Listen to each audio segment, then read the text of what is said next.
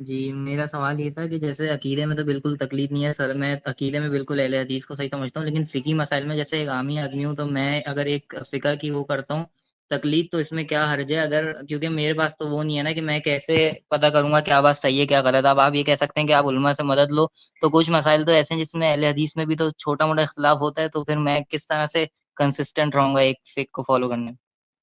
بہت اچھا سوال ہے آپ کا، بہت شکریہ آپ نے یہ سوال پوچھا۔ جی شیخ شعبان۔ السلام ورحمۃ اللہ۔ سوال کا ابتدائی حصہ میں واضح نہیں سن سکا تھا میں، لیکن میں شاید ایسا سنا کہ عقیدے میں تقلید نہیں ہوتی ہے، شاید ایسی بات کہی آپ نے۔ معذرت، سوال ان کا یہ میں نہیں نے ہے۔ کہا میں عقیدے میں سلف کی نہیں مدد نہیں کی نہیں، شروع میں جیسے انہوں نے حدیث میں ایک ویسے ہی عقیدے پر بھی کہی ہے، بعد والا میں سنا عقیدے میں آپ نے کیا کہا ہے؟ میں کہہ رہا ہوں عقیدے میں جو ہوں وہ سلفی ہوں، فقہی مسائل میں کیا تقلید کر سکتے ہیں؟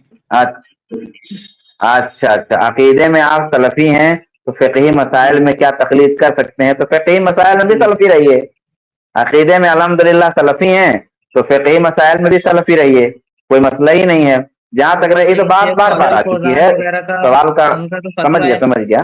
2 منٹ سن لیجئے حیان ہاں بھائی، جی جی جی سن لیجئے جی۔ اچھا دیکھیے، یہ سوال کئی بار آ چکا ہے اور اس میں جواب دیا گیا ہے کہ بھئی علماء سے رجوع ہوں گے اور علماء مسئلے کا جواب بتائیں گے، اور اس سوال کرنا کسی عالم سے وہ اور کسی امام کی تقلید کرنا وہ دونوں میں بہت فرق ہے۔ تو ہم یہ جو ہے کہتے ہیں اس طرح کے سوالوں کے جواب میں کہ بھئی علماء سے استفادہ کیا جائے، علماء سے رجوع کیا جائے۔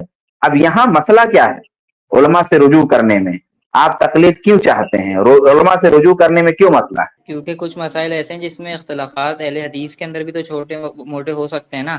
بالکل بالکل، وہ تو ہوں، جو تو صحابہ کے ہاں بھی تو پھر اب مجھے کیسے پتا اختلافات چلے گا کا جہاں تک مسئلہ ہے تو وہ تو صحابہ کرام کے ہاں بھی تھا، تو اور اختلافات کا جہاں تک مسئلہ ہے وہ تو تقلید میں بھی ہے۔ بھئی آپ جس سے بچنا چاہتے ہیں، کہتے ہیں کہ آسمان سے گرا اور کھجور میں اٹکا، یعنی آپ مطلب سائل جو اس طرح کا سوال رکھتا ہے، بھائی جس سے آپ بچنا چاہتے ہیں کہ اختلاف سے بچنا ہے، اختلاف سے بچنے کے لیے تقلید کرنا ہے، تو تقلید میں بھی تو اختلاف ہے۔ یعنی جو امام ہوتا ہے اس کے کئی قول ہوتے ہیں، ان کے شاگردوں کے کئی قول ہوتے ہیں، متقدمین اور متاخرین کے اقوال ہوتے ہیں، پھر موجودہ زمانے کے علماء کے اقوال ہوتے ہیں، پھر اس میں کہتے ہیں وہ راجح ہی ہے۔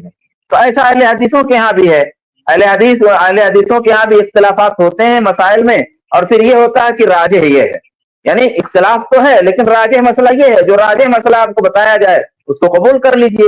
کبھی کبھی ایسا ہوتا ہے کہ ایک ہی مسئلے میں 2 فتوے ہوتے ہیں، یعنی یہ بات کئی بار آ چکی ہے کہ بھائی صحیح تو ایک ہوگا، لیکن چونکہ نصوص سے جب علماء استنباط کرتے ہیں تو ان میں ایسا ہوتا ہے کہ کبھی کسی عالم کی رائے کچھ اور ہوتی ہے، کبھی کسی کی کچھ اور ہوتی ہے، اور صورتحال ایسی بنتی ہے کہ آدمی دونوں میں سے کسی پہ عمل کر سکتا ہے، یہ بھی بعض دفعہ صورتحال بنتی ہے، اور سیم یہی صورتحال وہاں بھی ہے۔ تو پھر اس منہج سلف کو چھوڑ کر جانے کی تقلید میں ضرورت کیا ہے جب اس کا حل یہاں بھی ہے، اور جس اختلاف سے آپ بچنا چاہتے ہیں وہ اختلاف تو وہاں بھی ہے، تو وہاں جانے کا پھر فائدہ کیا ہے؟ شیخ شعبان نے ایک اینگل سے جواب دیا ہے، بہت اچھا جواب تھا۔ جی شیخ سرفراز، میں آپ کا بھی اینگل سننا چاہتا، یا شیخ کفایت جی۔ اب یہ جو انہوں نے کہا کہ اہل حدیث میں بھی اختلافات ہوتے ہیں، تو وہی جو لوگ تقلید کو طے کر لیتے ہیں کہ تقلید کے ذریعے آپ کو سمجھنا ہے، تو کیا تقلید کے لیے امام کے چناؤ میں اختلاف نہیں ہوتا؟ کسی نے امام ابو حنیفہ رحمہ اللہ کو چن کے رکھا ہے، کسی نے امام شافعی رحمہ اللہ کو چن کے رکھا ہے، کوئی امام مالک کو، کوئی امام احمد رحمہ اللہ کو، تو یہاں پہ بھی اختلاف ہے، کس کو آپ چنیں گے؟ یعنی شخصیات کے انتخاب میں بھی اختلاف ہے۔ تو جب آپ کہتے ہیں کہ ہم تقلید نہیں کریں گے تو پھر جو علماء ہے آپس میں اختلاف کر رہے ہیں، تو آپ تقلید کرتے ہوئے بھی تو اختلاف کریں، کس کا مقلد آپ کو بننا ہے؟ ان کا لینا، ان کا لینا، ان کا لینا۔ تو اگر آپ کو وہاں پہ بھی اپنا دماغ لگانا ہے، آپ کو ایک لیول پہ اجتہاد کرنا ہے کہ کس امام کو ہم ترجیح دیں گے، تو ایسے آپ کئی علماء سے ان کی باتیں سن کے وہاں پہ بھی اپنا دماغ استعمال کریں، اپنا ذہن استعمال کریں کہ ان علماء میں کس کی بات وزن دار ہے اور ہمیں اس کو لے کے چلنا ہے۔ اس کو مثال سے میں بار بار اس ٹیم میں شاید پیش کر چکا ہوں، جیسے ایک عام آدمی ڈاکٹر نہیں ہوتا ہے، لیکن جب کسی کیس میں کسی بیماری میں ڈاکٹروں کا اختلاف ہو جاتا ہے تو آخر وہ کیا کرتا ہے؟ ایسا تو نہیں ہے کہ وہ کسی ایک ہاسپٹل کے، یعنی یہ کہا جائے کہ یار علاج کے معاملے میں ڈاکٹر لوگوں کا بہت اختلاف ہوتا ہے تو ایسا کریں کہ کسی ایک ہاسپٹل کی تقلید کریں، آپ اس اسپتال کے مقلد بن جاؤ، آپ یہاں کے مقلد بن جاؤ، آپ یہاں کے مقلد بن جاؤ، کچھ بھی مسئلہ ہو جائے وہیں جاؤ علاج کرو، جیسا بولے مان لو۔ نہیں، آپ ایسا نہیں کرتے نا۔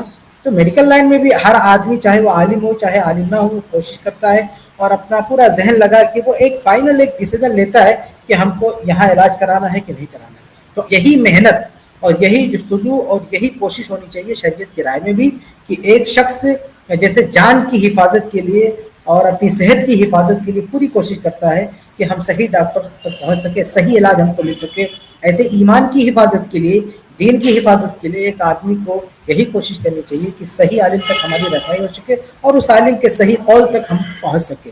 کبھی کبھی کیا ہوتا ہے کہ ہم ڈاکٹر کو انتخاب کرتے ہیں، لیکن ڈاکٹر کو اچھا ڈاکٹر چننے کے بعد بھی ضروری نہیں ہے کہ اس سے ہر معاملے میں ہم جو ہے علاج کروائیں۔ اگر ہم اچھا ڈاکٹر بہت اچھا ڈاکٹر ہے لیکن کسی معاملے میں آپ کنفیوز ہیں، آپ کو لگتا ہے کہ یہ صحیح سے جو ہے مناسب نہیں علاج کرنے کے لیے، آپ ڈاکٹر چینج کر دیتے ہیں، کسی اور سے بات کرتے ہیں جہاں آپ کو اطمینان ہوتا ہے۔ آپ وہاں پہ کسی ڈاکٹر سے آپ کا کوئی تعصب نہیں ہے، اسپتال سے آپ کا کوئی الگ رشتہ نہیں ہے، تعصب کا رشتہ نہیں ہے، نہ اسپتال سے آپ کا کوئی تعصب کا رشتہ ہوتا، نہ ڈاکٹر سے تعصب ہوتا۔ آپ کا گول یہ ہوتا ہے، آپ کا مقصد یہ ہوتا ہے کہ ہماری صحت بننی چاہیے۔ ایسے علماء سے جب آپ سوالات کریں، ان کے لاکھ اختلافات ہوں، وہاں آپ کا مقصد کیا ہونا چاہیے کہ ہمیں صحیح بات لینا ہے، کون عالم کہہ رہا ہے یا کس گروپ کا عالم ہے اس سے لینا دینا نہیں، بس وہ عالم ہے، بتا سکتا ہے، اتنی صلاحیت ہے، مجتہد ہے، تو ہمیں دیکھنا ہے کہ ان کے دلائل میں کتنا وزن ہے، اسی وزن کے حساب سے ہمیں اس کو ترجیح دینا ہے۔ تو دنیا کے کس معاملے میں اختلاف نہیں ہوتا میرے بھائی؟ اختلاف کا بہانہ بنا کر آپ تقلید کریں گے؟ آپ دیکھیے، آپ کورٹ کچہری میں جائیں کہ وہاں اختلافات نہیں ہوتے، دو دو وکیل ایک ایک مسئلے میں لڑ رہے ہوتے ہیں، پھر جج سب کی بات سن کے ایک فیصلہ کرتا ہے۔ تو دنیا کی کسی بھی فیلڈ میں آپ جائیں وہاں اختلافات ہیں، ایسا کہیں نہیں ہے کہ اختلاف نہ۔ لیکن کیا ہر جگہ ہم نے اختلافات کو حل کرنے کا یہ راستہ ہے کہ وہاں سب کو مقلد بنا دو؟ نہیں، ہم نے دنیا کی کسی فیلڈ میں تقلید کو نہیں چنا اختلافات کو ختم کرنے کے لیے، تحقیق کو چنا ہے۔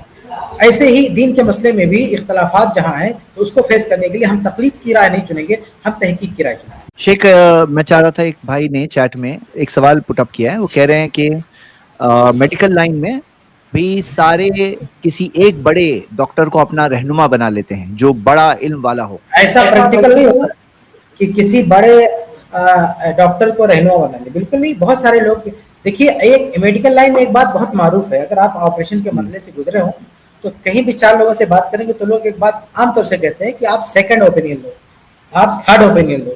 یہ بات میڈیکل دنیا میں بہت معروف ہے۔ آپ شاید میڈیکل دنیا میں آپ گئے نہیں، بڑے بڑے اسپتالوں میں آپ کا جانا نہیں ہوا، تقلید کے آپ چشمے سے میڈیکل دنیا کو دیکھ رہے ہیں جی، تو اگر تقلید آپ کے کو کہیں چشمے جانا سے ہو، میڈیکل دنیا جی، تو آپ کو جانا ہو، دیکھنا ہو میڈیکل لائن میں، تو آپ بتائیے کہ ڈاکٹر لوگ بھی یہ جب آپ کہتے ہیں نا کہ ہمیں کسی ڈاکٹر سے کہتے ہیں کہ ہمیں سیکنڈ اوپینین لینا ہے، وہ ڈاکٹر ذرا بھی برا نہیں مانتا، وہ مسکرا کے آپ کو کہتا ہے بالکل یہ آپ کا رائٹ ہے، آپ سیکنڈ اوپینین لے لو۔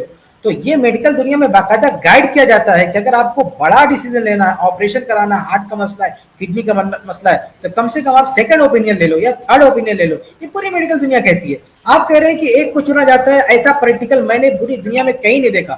میں بھی بہت سارے اسپتالوں میں گیا ہوں، میں نے تو یہی چیز دیکھی ہے، یہی گائیڈ لائن دیکھی ہے کہ بھائی آپ بڑا قدم اٹھانے جا رہے ہو تو سیکنڈ اوپینین لے لو، تھرڈ اوپینین لے لو۔ صحیح ہے جی شیخ سرفراز، اور پروف پہ بات ہوتی ہے وہاں پہ بھی، اپنے طور پر وہاں کے پروفس ہوتے ہیں جی شیخ نہیں، میں سرفراز۔ تو بس یہ جاننا چاہ رہا ہوں کہ بات سمجھ میں آ گئی نا آپ کے؟ حیان بھائی آپ کا ویو حیان سننا، بھائی، جی الحمدللہ سمجھ آ گئی۔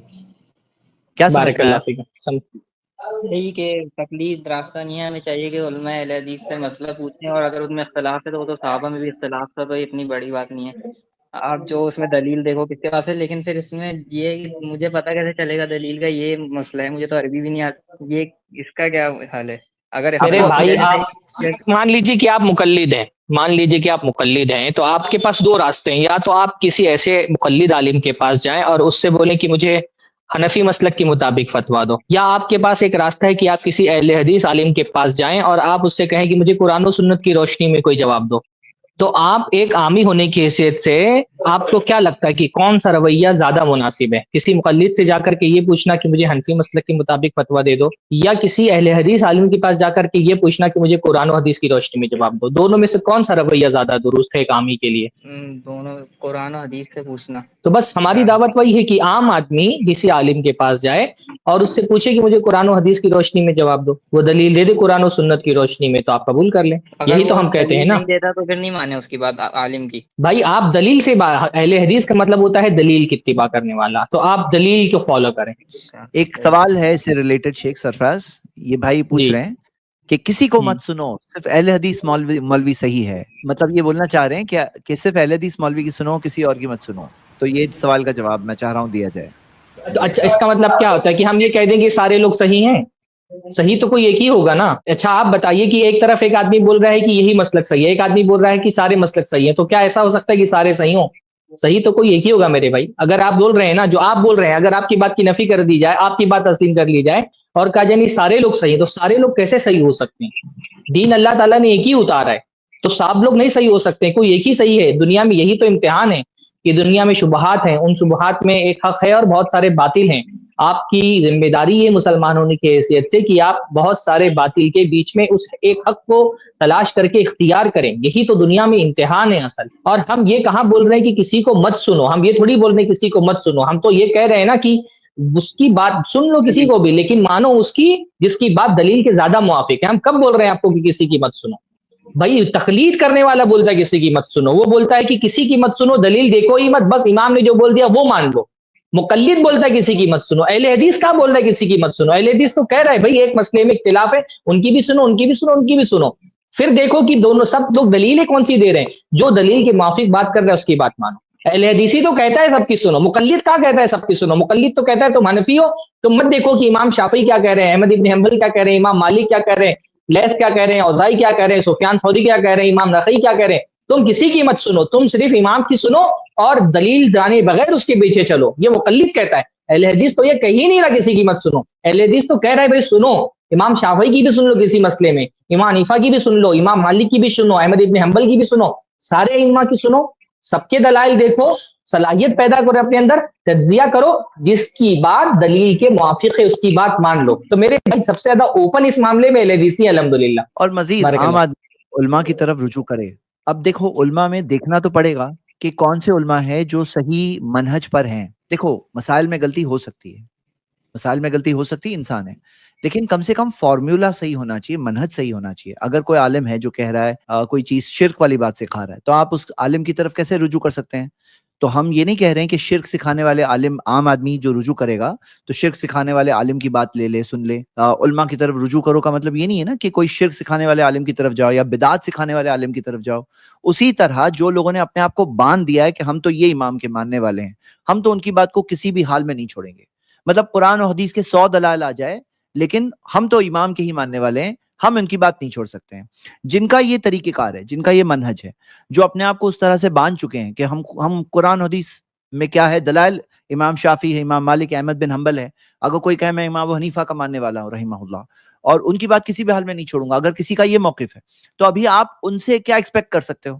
تو اگر ایک عام آدمی کو رجوع کرنا ہے تو کسی ایسے کی طرف ہی رجوع کرنا ہوگا جن کے پاس قرآن و حدیث کے دلائل ہو, جو مانتے ہیں سارے اماموں کو, علماء کو, جو سارے اماموں کو رسپیکٹ کرتے ہیں, لیکن جن کے پاس بھی پروف ہے قرآن و حدیث سے, ان کی بات کو مانتے ہیں, اور ان کی بات قرآن و حدیث والی بات کے آگے کسی اور کی, کسی عالم کی بات کو قرآن و حدیث کے اوپر نہیں رکھتے ہیں.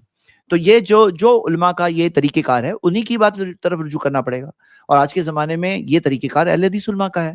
اب اس میں جو صحیح ہے وہ صحیح ہے, اور کوئی بھی قبول کر سکتا ہے, یہ کوئی اس میں کاپی رائٹ نہیں ہے. اگر آج دیوبندی علماء سوچ لیں اور قبول کر لیں اور بنا لیں کہ نہیں ہمارا بھی, ہم نے یہ طریقہ بنا لیا ہے کہ ہم سارے اماموں میں سے جس کے پاس بھی مضبوط دلیل ہے, قرآن حدیث کی دلیل ہے, ہم ان کی بات قبول کر لیں گے, ہم یہ نہیں کہیں گے کہ ہم انہی کی بات مانیں گے. اگر آج دیوبندی علماء کہہ لے, آج بریلوی علماء کہہ دے, تو ان کے لیے بھی ہے چیز یہ, بھائی کون سے کاپی رائٹ ہے اس میں کہ بھائی نہیں کوئی اور نہیں قبول کر سکتا یہ منہج ہمارا, یہ ہماری کاپی رائٹ ہے, یہ آپ کرو گے تو ٹریڈ مارک ایشو ہو جائے گا, کاپی رائٹ ایشو ہو جائے گا, نہیں اسٹرائک آنے والا ہے. نہیں, لو بھائی قبول کرو, یہی تو صحیح ہے, سب لوگ مل کے اسی چیز پہ چلتے ہیں, اس میں کون سی بڑی بات ہے؟ چلو جو صحیح بات ہے مان لیتے ہیں, اس میں ایشو کیوں بنانا ہے ہم سب کو. جی, اس کلپ کی فل ویڈیو دیکھنے کے لیے ہمارے چینل پر ضرور آئیں. آئی پلس ٹی وی نے ایک نیا یوٹیوب چینل شروع کیا ہے جس کا نام ہے آئی پلس ٹی وی اختلاف کا حل. اس چینل پر صرف اختلافی مسائل پر ویڈیوز آئے گی, لیکن دلائل کے ساتھ اور بھائی چارگی کے ساتھ. آپ کو میں دعوت دیتا ہوں کہ آپ بھی ہمارے اس چینل کو سبسکرائب کریں, ہماری ویڈیوز کو شیئر کریں اور نوٹیفیکیشن آئیکن کو آل سلیکٹ کریں تاکہ آپ کو ہماری ویڈیوز کا نوٹیفیکیشن مل سکے. جزاک اللہ خیر, والسلام علیکم ورحمۃ اللہ.